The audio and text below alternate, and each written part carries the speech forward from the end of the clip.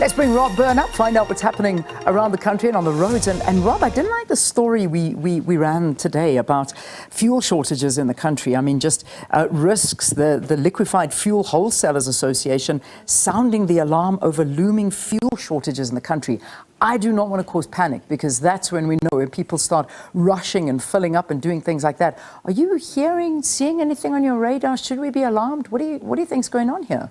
Yeah, good morning, Liam. Now, I've only just heard it myself coming to air this morning about the strategic fuel reserve being almost empty. So that's what I'm hearing. But as I say, it's only just sort of breaking, really. So we'll get some more info on that, because obviously it is a concern. All right, let's just take you onto the roads and remind you, load shedding at stage 3 this morning. So it'll ramp up to stage 4 nationwide from 4 o'clock this afternoon. But through drive time this morning, there will be traffic all over the place because of the lack of traffic lights. And here's some of the areas in Joburg. And these areas just get going nice and early, because Four Ways is offline now until just after 8 o'clock. And that by itself will cause problems. But then next door, you've got North Riding that's down. So you have Malabong Way corridor coming down to the highway is busy. And then you'll still be stuck in it if you cross the highway into Randburg, because the whole sort of central Randburg and Ferndale area is off as well. Plenty of other areas across the country down, but those sort of northern parts of Joburg carry some high traffic volumes, and it will be crazy. So get going nice and early.